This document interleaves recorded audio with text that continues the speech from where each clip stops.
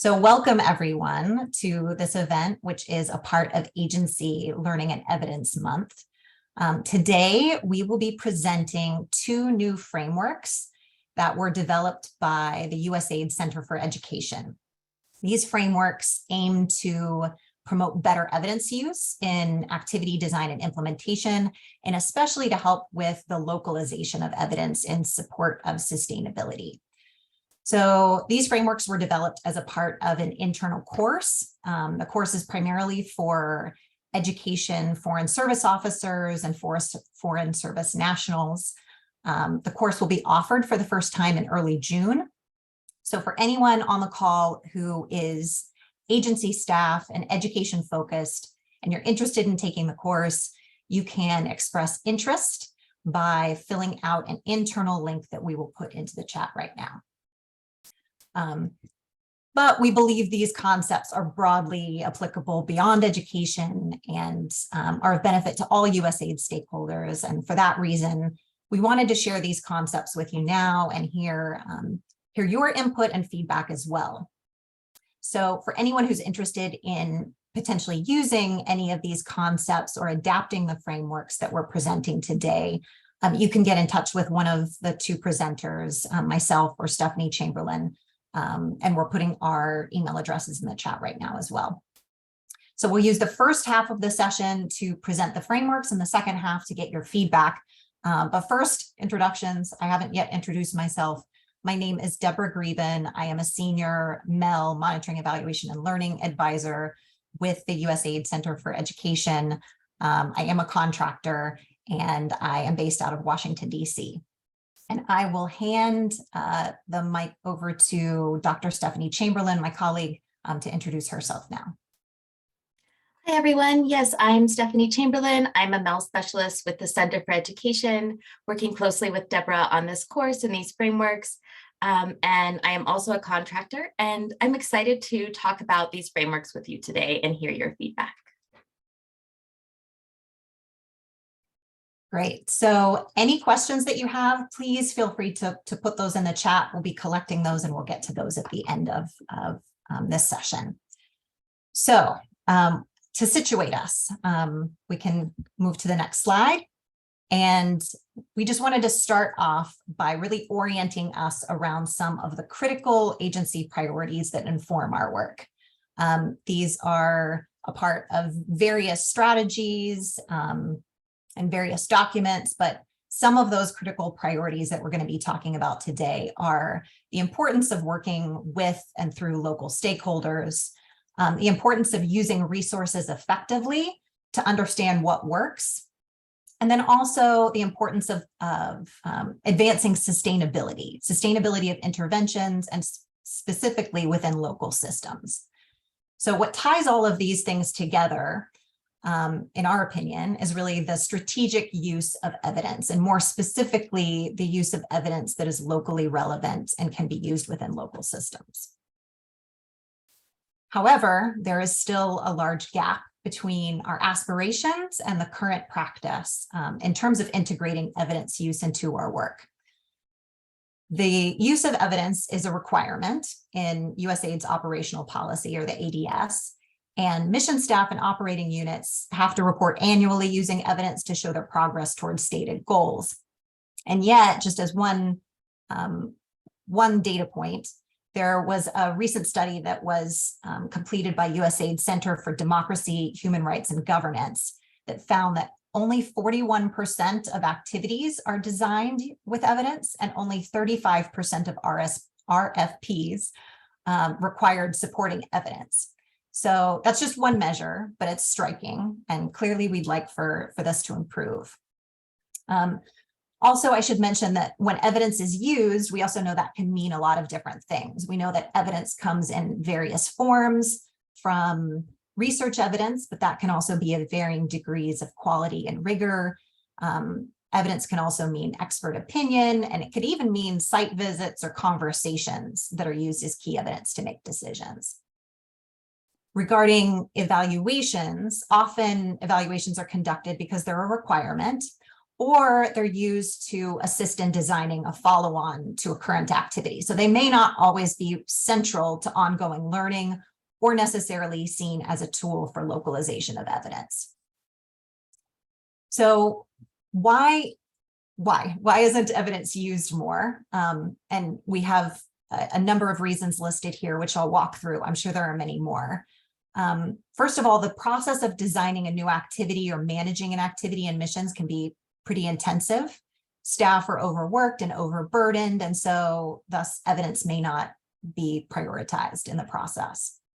The use of evidence can also be or feel really technical at times, and USAID staff and missions certainly don't need to be technical experts in monitoring, evaluation, and learning, but they do need to know when and where to go to get support or how to best integrate evidence into an activity design and implementation. So they may not always have that knowledge.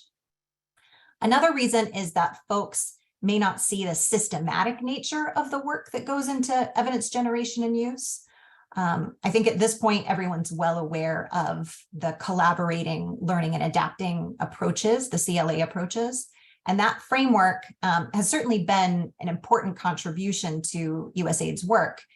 But during implementation, that can often get oversimplified to, hey, let's do a pause and reflect, or to a few specific tools or techniques, rather than a truly overarching approach.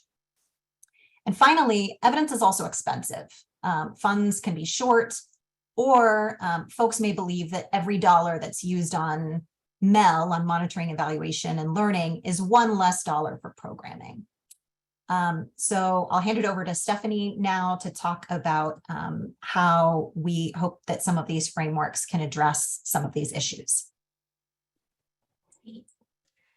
Yeah, so with all of that in mind, we really want to address behaviors around evidence. So we have some key behavior change goals that led us to develop these frameworks and that we're sharing with you today, and to develop the course that we're integrating these frameworks into.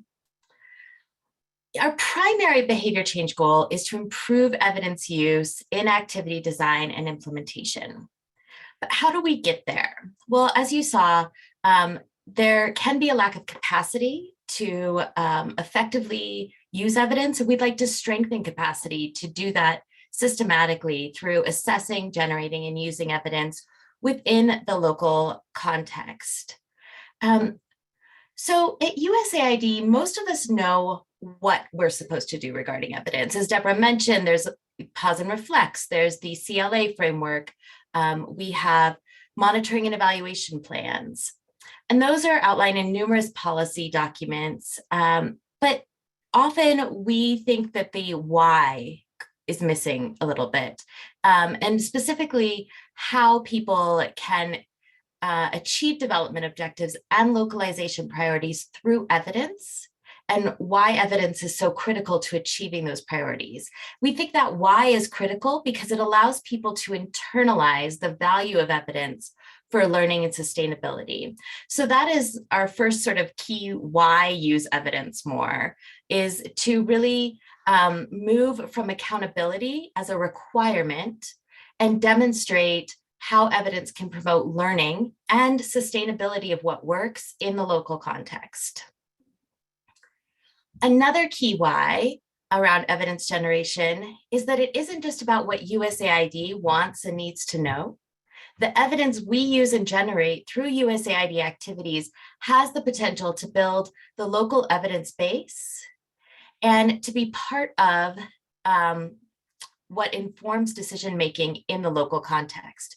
And so for that reason, it's important that local stakeholders trust and feel ownership in the evidence that is produced, and should be deeply involved and consistently involved in evidence generation from the very beginning.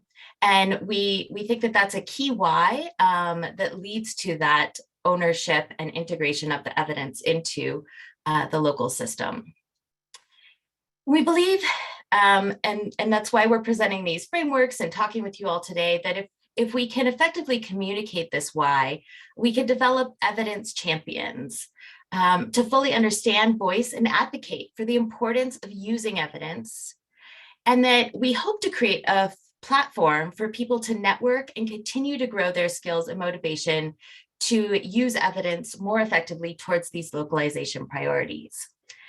So with that said, we want to introduce you to two new frameworks that Deborah mentioned earlier, and we really want to hear your feedback on these frameworks.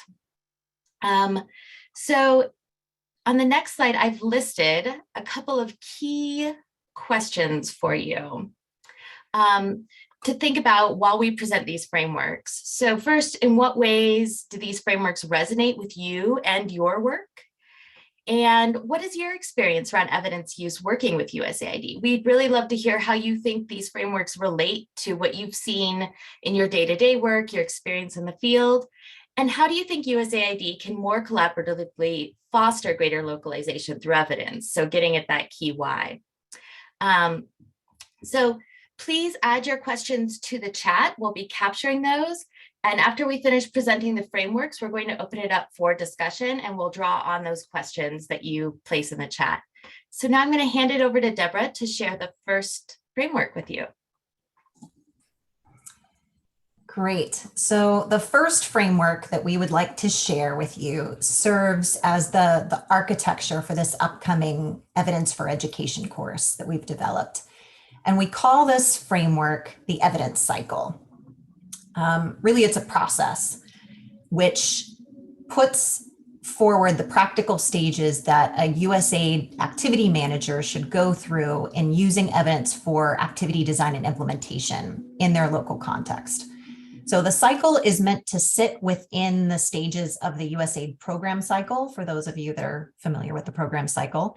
It specifically sits within activity design, implementation, and then monitoring and evaluation. And it's really meant to show how MEL is embedded within design and implementation. It's not something separate. So the evidence cycle contains 4 stages. So to walk you through these quickly, starts in the upper right-hand corner with analyzing context and root causes. The second stage is building and using an evidence-based theory of change.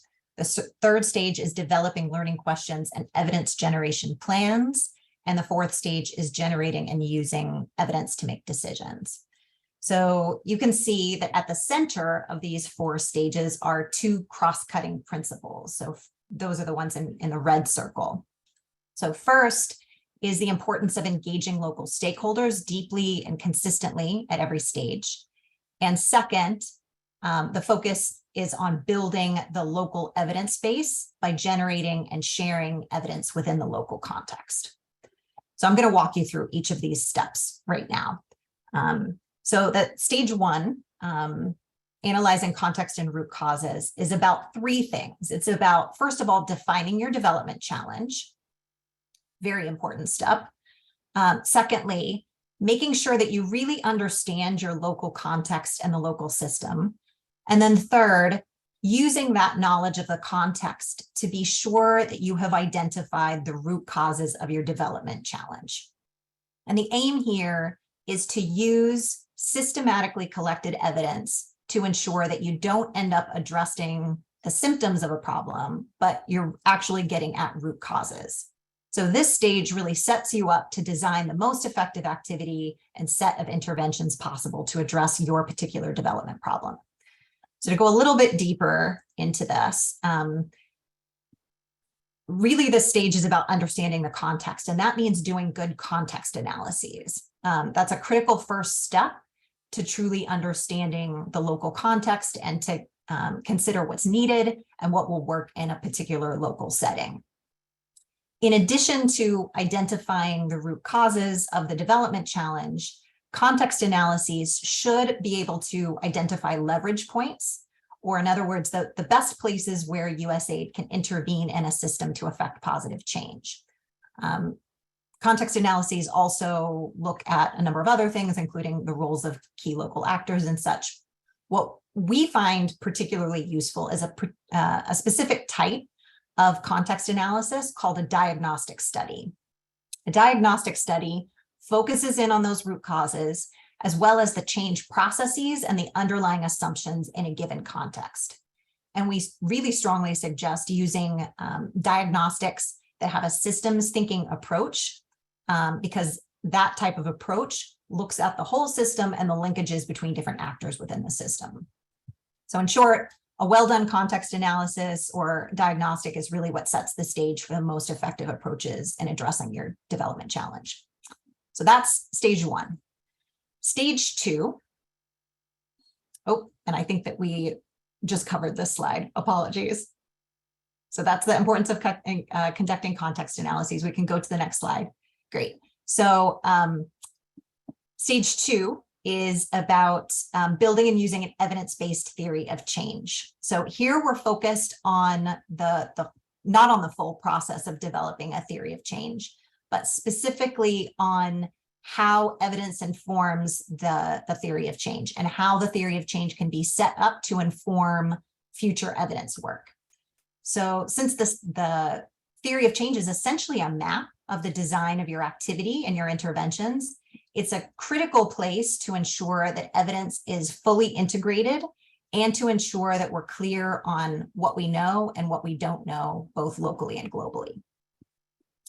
So this stage, stage two, is really about three key steps. The first of those is about defining your outcomes. So you use evidence in doing that by integrating the contextual evidence from step one and the leverage points. Second step there is defining your interventions using evidence. So here we talk about the usefulness of global evidence in assisting with intervention selection, but we also emphasize that this is just a starting point. And that local evidence is needed as well, especially when you're thinking about scale up and sustainability and the following stages in the evidence cycle. And I should note here also that this does not imply that one must always have strong evidence for an intervention, but it is important. It is clearly an important consideration in selection of interventions. But there are certainly cases where we'll want to try to use a more innovative approach for which we don't have evidence. And in those cases, evidence generation becomes even more crucial, which leads to the next step, which is identifying local evidence gaps. So the questions you're asking here, you can go back to the previous slide, sorry. So we're still on evidence, identifying evidence gaps. So the questions we're asking here are, where do you not have sufficient evidence? Where do you need more information? And this really lays the foundation for the next stage, which is deciding what evidence is needed to support the local evidence ecosystem. Now we can advance to the next slide.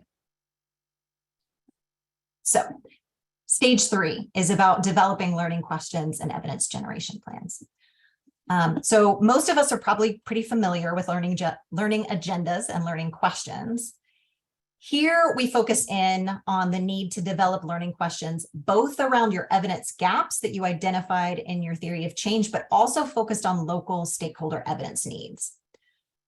The second part of this is the creation of what we call high-level plans for evidence generation. And this is kind of a new concept, but it's really simple. Really, it's about USAID staff getting clear from the OU's perspective, the operating unit's perspective, about what evidence is needed even before the RFP has been issued or the award has been made. And this is particularly important so that USAID is clear about learning priorities, not just the IP's evidence priorities or others, but specifically the priorities from the USAID perspective and from the perspective of local stakeholders. And to make sure that critical tasks aren't missed, particularly during activity inception, for example, if baseline data collection is needed. So to dig just a little bit more into this on the next slide, this third stage is about planning for evidence needs early on. So here we focus high level on capturing what decisions will need to be made, what information is needed, being able to clearly articulate our learning questions to capture those needs. Then also thinking through the evidence needs for local stakeholders. So this is particularly important as we work towards sustainability and we recognize the need to support the decisions that are being made within the local system. For example, if there's a significant need to or desire to scale up a particular intervention. And then finally, clarifying these needs early on is what ensures that studies and evaluations can be planned for and resourced, and that solicitations and scopes can be written in ways that support USAID objectives. Next slide, please. So the final stage of the evidence cycle is generating and using evidence to make decisions. And here we're fully in implementation, but we're not just talking about implementation for progress or for accountability, but for learning and impact. And so on the next slide, we list out what we call the 3 pillars of this stage. So one of those is about managing evidence generation well, making sure that you have the data that you need at the right time.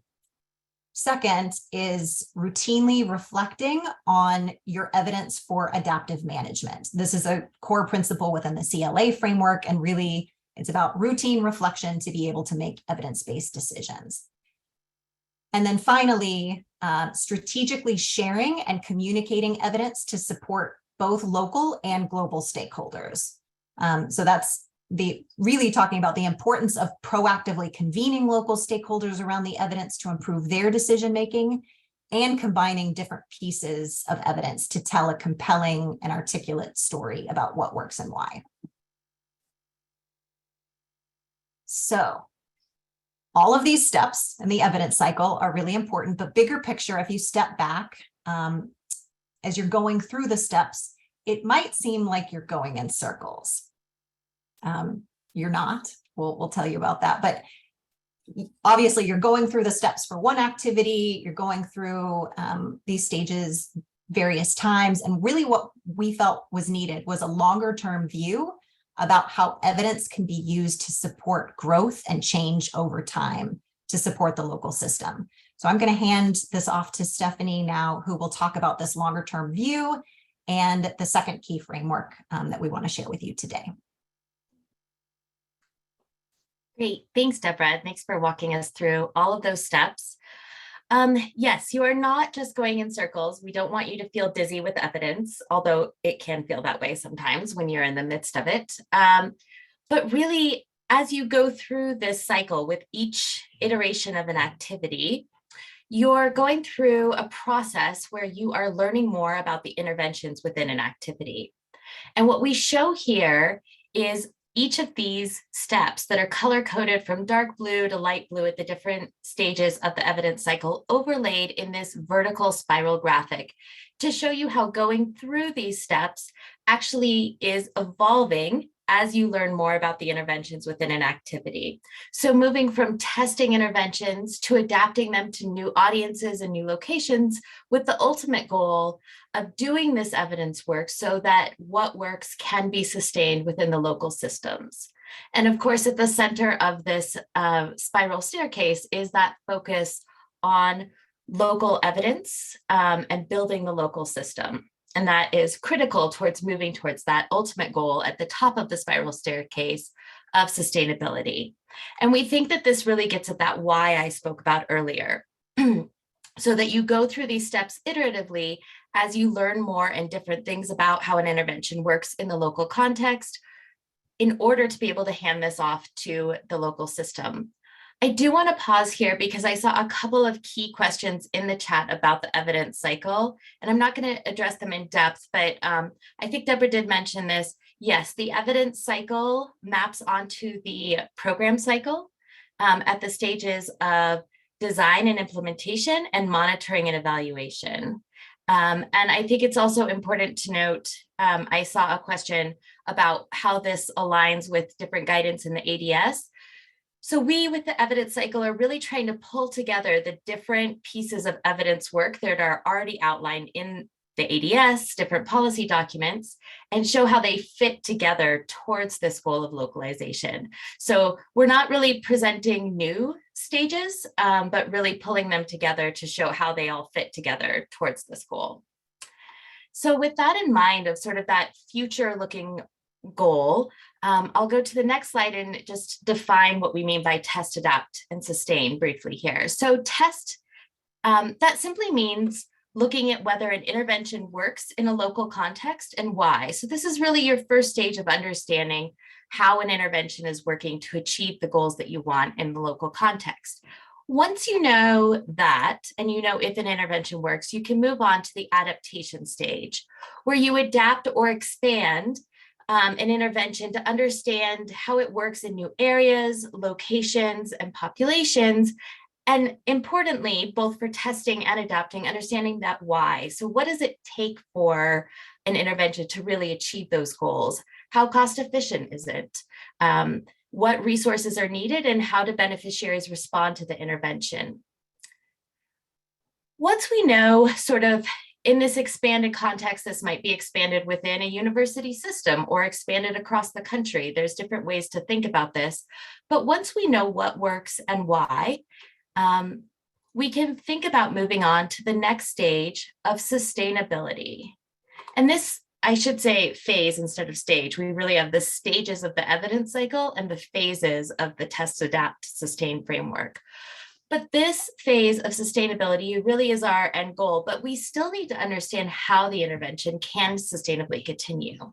And so evidence can inform that as the local system continues to develop and monitor the intervention. So now I'm going to go in some more depth on that framework. That was kind of the high level view. And this is what we're calling the Test, Adapt, Sustain framework, which was adapted from a framework originally developed by JSI called the Pilot Scale Practice Framework. The framework really focuses on individual interventions. And as you all know, there may be multiple interventions within an activity. So this means that the task phases will occur over multiple activities in most cases. It might take 3 years within an activity to really test an intervention and learn how and why it works in a smaller local context, and another 5 years to study the adaptation of that same intervention. And so this is really a long-term view over time about how interventions sort of grow with evidence towards that ultimate goal of local sustainability.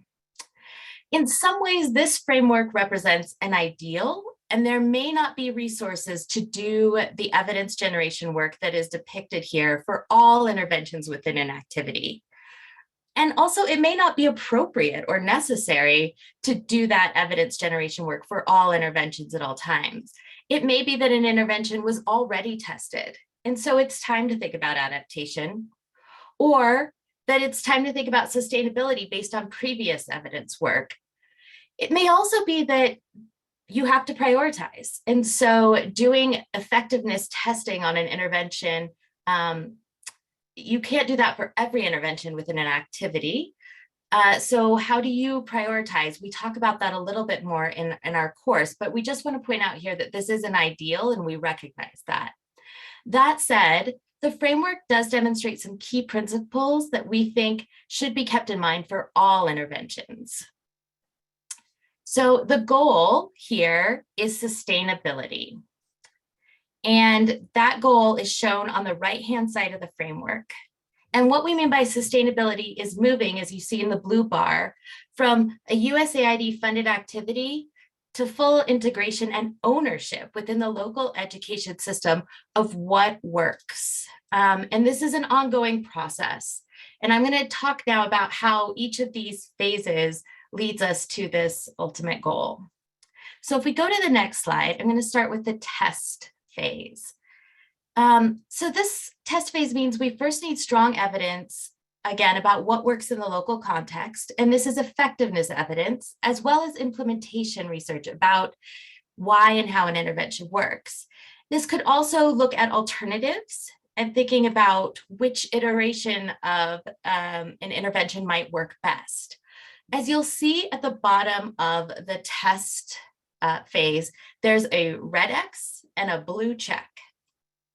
And that's because it's possible that an intervention doesn't work. Either it doesn't achieve the outcomes we want, or perhaps it doesn't fit the context well. And so recipients don't want to interact in the intervention in the way that we had hoped.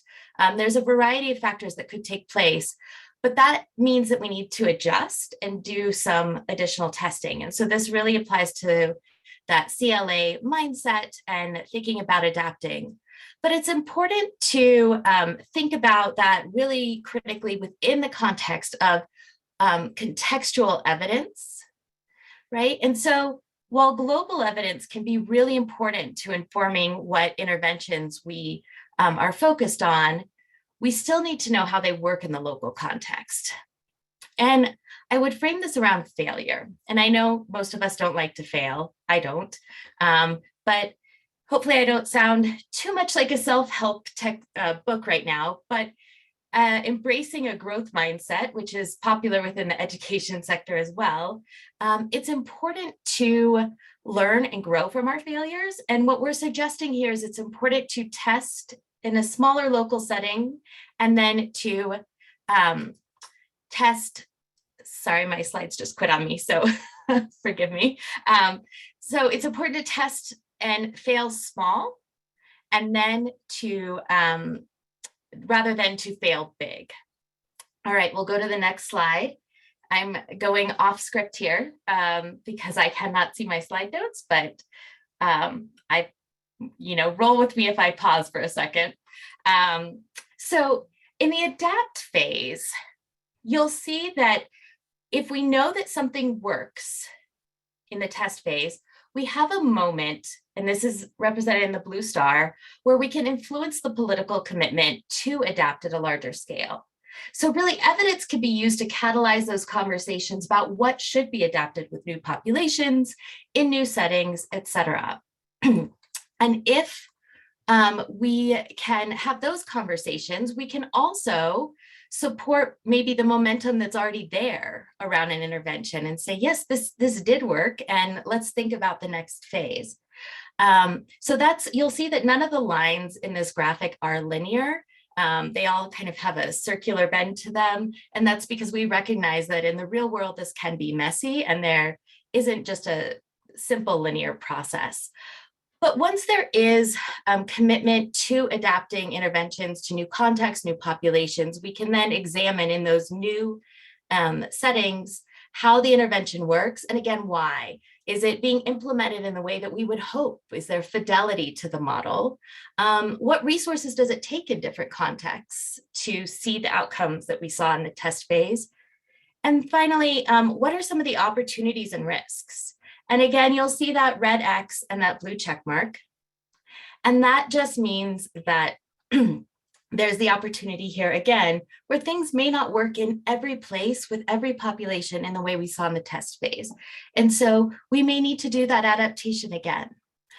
But once we reach that blue check mark and we know that a program is cost effective, efficient, it works to achieve the goals we have, we could take that information to move on to the final phase of sustaining this work to see continued benefits within the local system.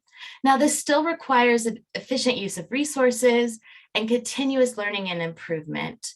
But really the focus here is on transitioning what works into the local system. So if we go to the next slide, I just want to reiterate that, again, the focus here is really building local ownership.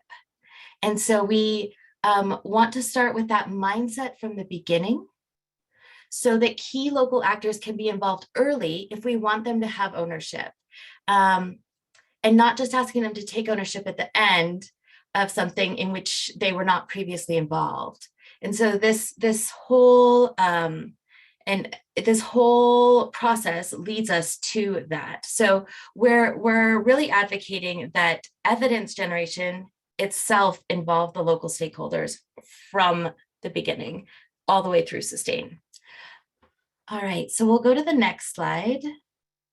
And I'm handing it over now to Deborah to summarize some of those key points. I know I shared a lot with you when looking at the task framework, so we're going to try to boil it down for you now. Yes, so boiling it down. It is critical to generate the right evidence at the right time. That's one of the key takeaways from the task framework. And that's important because we want to be able to make appropriate decisions depending on what is known about an intervention. It's also really important to think about the different types of evidence that are needed for different purposes.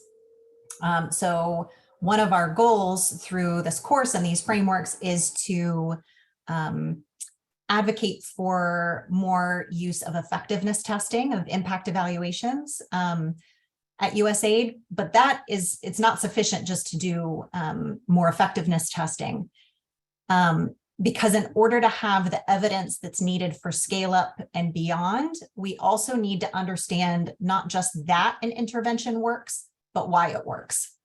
So for that, we really advocate for the complementary use of implementation research to answer questions around issues like implementability and cost.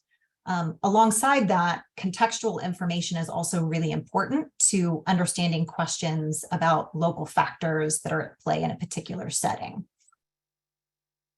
So used together, these different types of evidence are really important to have to combine to give a holistic picture of what works, why, and how, and therefore help us to ensure handoff to local systems and a long-term return on investment.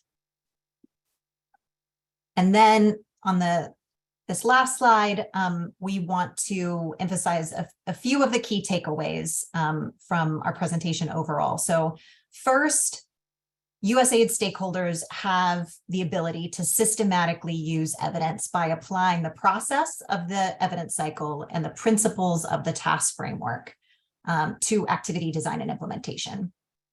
Second, through the use of these frameworks, we can foster a deeper understanding of how and why sustainability requires local evidence and the involvement of local stakeholders throughout the process. Since the goal of much of our work at USAID is the scale up and handoff to local systems, it's really especially important that we use evidence to make decisions in the scale up process. So we want to learn early so we can fail small rather than failing big. We hope that these frameworks demonstrate how making meaning from evidence and evaluations is tied directly to that local stakeholder involvement and how evidence can help empower and embolden local actors. And third and final point is that these frameworks are really designed to demonstrate how those evidence needs change over time according to the situation. So for example, I just mentioned we hope to see the use of more impact evaluations. In order to do that, we'll need to plan in advance during the design stage, but that's not sufficient. We also need to know how and why something worked. And so we want to see more things like implementation research being used. So that is our presentation. I'd like to hand things back over to Stephanie, who will start us off in facilitating our question, answer, and feedback portion of the session. Great. So I've been actually looking at some of the comments. I'm so excited to dig into this discussion. You'll see we've listed here those key questions again. For you, you've already started to ask and answer some of these for us. So I am really looking forward just to diving in here. Again, please put any additional questions or comments in the chat. We won't be able to get to all of these today, unfortunately, but I can already tell that the questions you're asking are going to push us to improve these frameworks. And I do want to say that if you've shared your email, we are happy to engage further around this. If you're looking, I saw some questions about sharing this with missions or technical assistance. We are really excited to talk with you more about this and share this more broadly. So please do reach out if you would like to engage more fully, and we will get to as many questions as we can now and address your comments as well. There's some great comments. So let's dive in. We already talked a little bit about some questions around where this fits in the program cycle, but there is a question about how you can share a few examples of using and contributing to a local evidence base. And what does that look like? Who owns and uses it, and what kinds of evidence are valued by local stakeholders? This is such a critical question. In the course, as we go in more depth with this, we try to address this by talking about evidence generators, users, and translators. But we also talk a lot about designing your evidence priorities based on local stakeholder priorities. So what is valued by local stakeholders really depends, but we really advocate for so approaching your evidence in such a way that maybe stakeholders who haven't always been at the table have a voice as well in thinking about what evidence is needing, local community organizations, local community leaders. And one thing that I think is particularly tricky in my experience, and I'd love to hear from others, is making that evidence work accessible, and that thinking around evidence works accessible so that it isn't too methods heavy, too jargony, etc. Deborah, do you want to add anything to this question? Yeah, sure. So at least in the education sector, it is fairly common because of the way that we work through local education systems, that in our work with, say, a Ministry of Education, there is a strong push to scale something very quickly because of political pressures. And so part of our goal here is to use evidence to be able to make those decisions. So to push back somewhat, to say, no, wait a second, we really need more information. We need more evidence here to be able to scale something nationally. And there, in doing that, we are partnering often with a Ministry of Education around a particular, around an impact evaluation.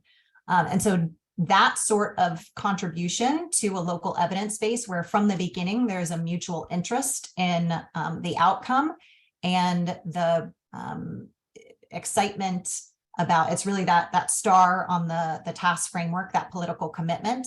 Once you have that political commitment, that is an opportunity for you to be able not only to interject and suggest having stronger, more rigorous evidence, but also to influence the way that local actors may do things moving forward by really looking to evidence to make decisions. Great. I see we now have another comment about the test, adapt, sustain framework. And that there is potentially something we should make more explicit that's implicit when we say examining implementation. And the question is, who is implementing?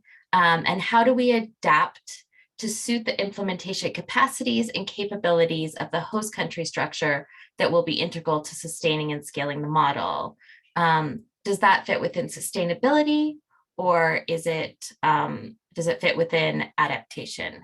It's a really great question. I think it's a great question. One, because when we think about implementation at USAID, we sometimes think about the implementing partner implementing the intervention, but you're absolutely right. Within this model, we're really supporting the local system, and really our local partners are a key part of that implementation. As we move towards that right side of the task framework, it's really the local system that is implementing. And I would say fully it's sustainability, and that it's probably a mix depending on your context and intervention at the stage of adaptation.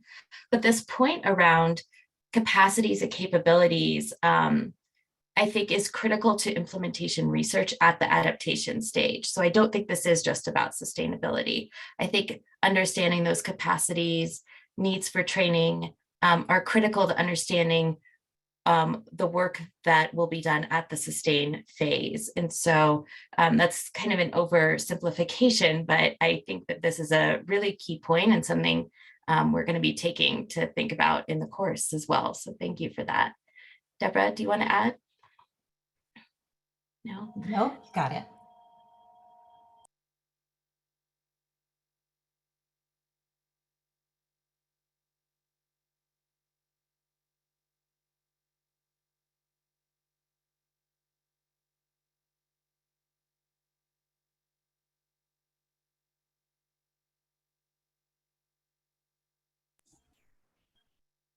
So there was an initial question about where implementation fits within the evidence cycle.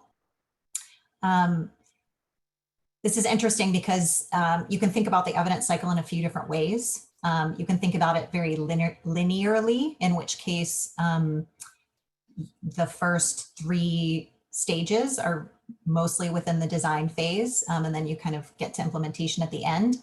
But really what we're trying to emphasize is that something like your theory of change is something that should be built throughout. It should be not only designed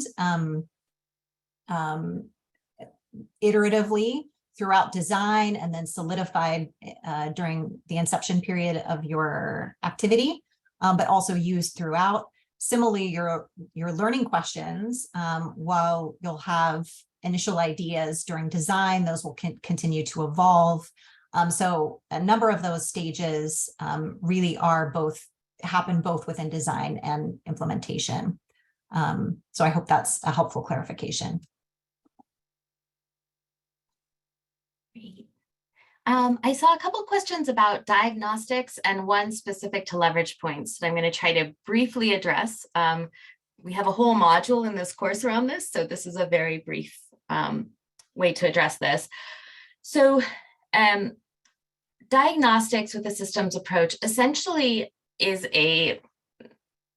first, it's a way of thinking around root causes, and the research question, the study question for a diagnostic study is really about what are the root causes that underlie the development problem. And often in context analyses, we focus on things, if you're thinking about the development challenge being low literacy or low reading scores at early grades, we focus on things like teacher absenteeism or lack of student attendance. But what is underneath those? What is driving those? That's what we want to address if we really want to address reading and to increase literacy.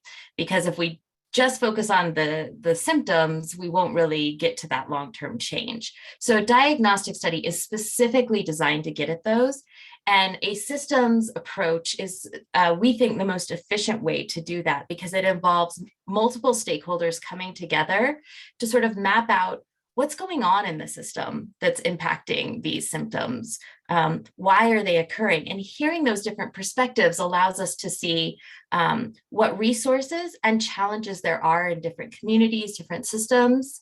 And then once those root causes are identified, to also pinpoint, we can't address all of these at USAID, but here's a particular, and this gets to leverage points, a point where we've already got engagement or expertise where we can have a real impact. And so if you think about leverage, kind of trying to lift something heavy, thinking about where's the point at that we can do that with sort of the least effort. That's the concept. And so a leverage point is looking at that system and thinking about where USAID can be most impactful with the resources that we have to address those root causes. So that's a very quick overview of a long, complex module.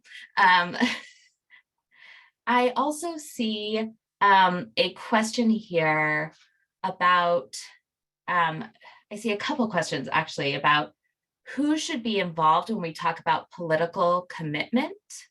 And, at the adapt phase, what does that mean? And this question is talking specifically about, should we be concerned about all key stakeholders?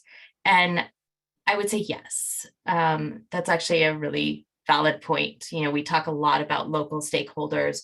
Our localization policy at USAID is focused on being creative around bringing different actors to the table. And so when we think about that political commitment, we do need to think not just about political in terms of the government, but about sort of commitment among key stakeholders. So I think that's a really helpful point. Deborah, do you want to add to that at all? No, I will mention another question if that's all right. Okay, great. So there's a question here about what are some strategies for identifying and meaningfully including key local stakeholders from the beginning and throughout the process? And so I sort of my own personal mission a little bit to get away from the idea of just dissemination, the idea that we produce something and then we go out and just share it with people. Of course, sometimes that's the way things happen, but ideally we'd like this to be a joint process from the beginning, where during design, you're working with local stakeholders, potentially the local government, to determine what it is that you want to work on and how. And so that sort of a process is more labor intensive. It does take quite a bit of work, but really it creates that investment from the beginning. And then in doing that, I think walking through the steps of the stages of the evidence cycle or the phases of the task framework become a lot more of a partnership, right? So, and that's why we emphasized so heavily both, throughout this presentation, that evidence for localization really is about partnership and working together with those local stakeholders from the beginning and throughout. So there are lots of ways to do that. I think oftentimes we focus on ways to do that, like around CLA in implementation, but I think it really starts from design as well.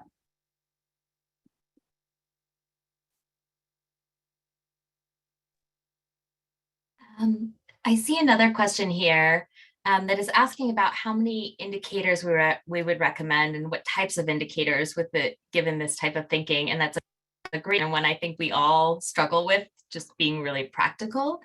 I don't have a clean answer for you, but I will say that I think that if you think about what we've presented here today, having those evidence priorities outlined at the very beginning will help with having that process be too unwieldy. So really thinking about what are the key things that local stakeholders need to know to make decisions, and what do we really need to know about this intervention in order to make those decisions and eventually adapt and sustain it, depending on what phase the intervention is at. And I think that means picking the output level indicators that this person asked about, that help you understand how and why an intervention worked. And of course, we also have reporting requirements, so I don't want to ignore that or oversimplify that, but also the outcome indicators that really get at your theory of change. What are you really trying to address? Which leverage point and root cause are you really trying to address? And letting that guide your prioritization of indicators. There's one other question here as well that I love. It's actually a recommendation, and the recommendation is that we not just think about the goal of sustainability, but that USAID can actually go back 3 to 5 years after an activity closes, and we should be asking, how was this activity sustained, and talking to local stakeholders about their experience of systems change, of the interventions, et cetera, and getting strategic guidance from local stakeholders a few years out. And so not just sort of saying, okay, we did our measurement work and hand it off, but really continuing to think critically and involve local stakeholders through that sustainability cycle. So I appreciate that perspective. Were there other questions you wanted to address, Deborah? Sure, there's maybe one last question as we near the end here about, can you provide an example of the application of the task framework for a particular intervention, and how much it costs? The cost question we might not be able to get to because that's highly variable. But when we think about the task framework, as an example, say local government in a particular country is very interested in the national scale of an early grade reading intervention, teacher training, and say it's just a teacher training. If the intervention itself is not even if there's global evidence for it, you would likely want to test it out in your own context first. So you would make a recommendation that we're going to do this on a small scale in one particular place first, say over the course of 2 or 3 years. let's see what the results are. And so here we'd want to be looking, as we said, both at, does this work? So we'd want to do effectiveness testing, and then also why or how did it work? And if we find at the end of that period that it does not work, that was not effective, you want to go back to the drawing board, and you want to be bold and saying we shouldn't continue down this path. Once you think about the adaptation, if it was successful, if it was effective, then you could think about potentially using it in some other locations, other geographic areas, with other populations, to think about and test how it works with those new populations. Again, not racing to national scale. But also always with an eye towards sustainability. So you'd likely want to be collecting cost data to understand how much the intervention actually costs, particularly when it's implemented by local actors and not just by USAID. And once you get into sustainability, that is, so again, potentially several years later, so beyond the course of one activity, this is usually over the course of multiple activities. Once you get to sustainability, that's where USAID completely takes their hands off, and may support around the edges, but is really trying to collect evidence or encourage the local system to collect evidence about how does this work when USAID isn't steering, doesn't have inputs, isn't supporting in the same way, to make sure that this actually works at scale sustainably. So I hope that was helpful. Okay, it looks like we are running close to the end of this session. I want to just thank everyone so much for this thoughtful discussion, and we would, again, really sincerely love to continue this discussion with you. So please do reach out if you're interested. I saw a few questions about how to apply some of this practically, resources. There are a lot of resources. We're happy to send those to you. And the course we're developing, we also have some tools that we can share out if you don't take that course, or if you do, we could go over those in more depth with some of the practicalities around cost and implementation. But again, just to say thank you so much. And let's continue this dialogue and increase the use of evidence to support localization.